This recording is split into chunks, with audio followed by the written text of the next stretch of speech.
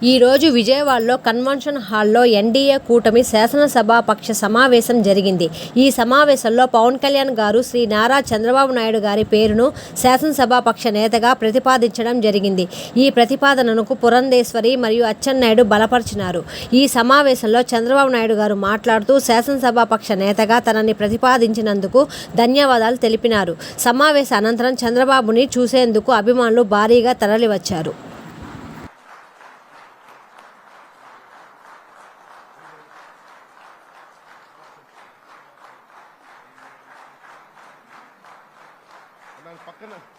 ఇది నేను ఆయన పక్కన పెట్టుకుని చెప్పాలి.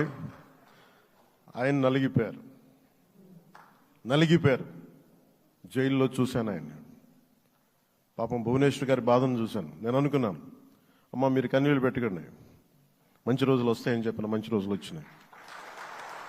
వారికి మనస్ఫూర్తిగా వారికి నా హృదయపూర్వక శుభాకాంక్షలు. మీరు అద్భుతమైన పాలన ఇవ్వాలి అందరికీ మనస్ఫూర్తిగా మీకు నేను తెలియజేసుకున్నాను సార్. ఒక సుదీర్ఘమైన అనుభవం ఉన్న నాయకులు కావాలి. 4 దశాబ్దాల అనుభవం, అభివృద్ధి మీద అపారమైన అవగాహన, పెట్టుబడులు తెచ్చే సమర్థత, ప్రతిభ. విదేశాల్లో ఉండే నాయకుల్ని మలేషియా దగ్గర నుంచి, సింగపూర్ దగ్గర నుంచి, యూరోప్ దగ్గర, అమెరికా నుంచి ఆ దేశాల అధ్యక్షుల్ని తెలుగు రాష్ట్రాల వైపు దృష్టి మళ్లించేంత శక్తి సమర్థత ఉన్న శ్రీ నారా చంద్రబాబు నాయుడు గారికి ఆయన నాయకత్వం చాలా అవసరం.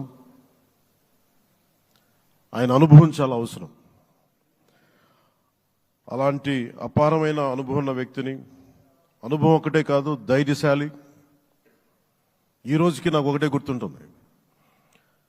మన తాడేపల్లిగూడెం సభలో చెప్పాను, చాలా క్లేమోర్ మైన్స్ పేలిపోతే, జీప్ ఎగిరిపోయి కింద పడితే చొక్కా దులుపుకొని ఆయన మళ్ళీ వచ్చి రాజకీయం చేసిన వ్యక్తి. ఈ రోజున సైబరాబాద్ ఉంది అంటే అది శ్రీ చంద్రబాబు నాయుడు గారి దార్శనికత. అలాంటి వ్యక్తి, ఆయన అనుభవం ఈ రోజున 2024 ఆంధ్రప్రదేశ్కి ఎన్డీఏ కూటమి తరపు నుంచి ముఖ్యమంత్రి అభ్యర్థిగా శ్రీ నారా చంద్రబాబు నాయుడు గారి పేరుని జనసేన పార్టీ పక్షాన నుంచి మేము బలపరుస్తున్నాం.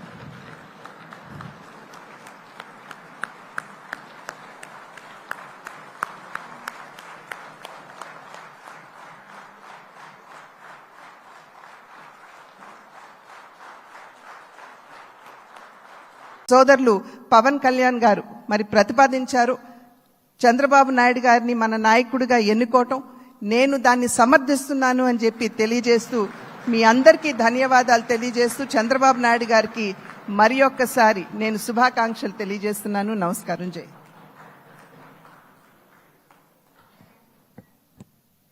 కర్నూలుని కూడా ఇదే మారుగా చెప్పి కర్నూలుని జ్యుడిషియల్ క్యాపిటల్గా చేస్తామని కడాన ఏమీ చేయకుండా వదిలిపెట్టినటువంటి వ్యక్తి. ఈరోజు మీరు ఒక్కసారి గుర్తుపెట్టుకోవాల్సింది, నేను చాలా ఎన్నికలు చూశాను కానీ రాయలసీమలో 1 సైడ్ ఎన్నికలు జరిగాయి. బ్రహ్మాండంగా ఓట్లేశారు. ఓట్లేయడమే కాదు, ఊహించనటువంటి మెజార్టీస్ ఇచ్చారు. ఇది నేను కొంచెం భయపడ్డాను బిగినింగ్లో, కానీ ఊపు చూసిన తర్వాత మాత్రం అనిపించింది అందరూ ఎక్స్పెక్ట్ చేశారు రాయలసీమలో కొంచెం ఇబ్బంది ఉంటుందని. అలాంటి రాయలసీమ తిరుగుబాటు చేసే పరిస్థితికి వచ్చింది. దానికి కూడా మన అందరి మీద బాధ్యత ఉంది.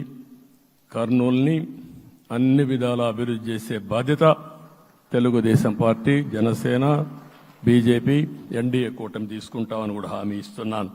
ఆనాటి ముఖ్యమంత్రి విశాఖపట్నాన్ని రాజధానిగా చేస్తాను, ఎన్నికలు అవుతానే అక్కడే ప్రమాణ స్వీకారం చేస్తానంటే నువ్వు రావద్దు అని ప్రజా తీర్పిచ్చిన రాజధాని నగరం విశాఖ నగరం.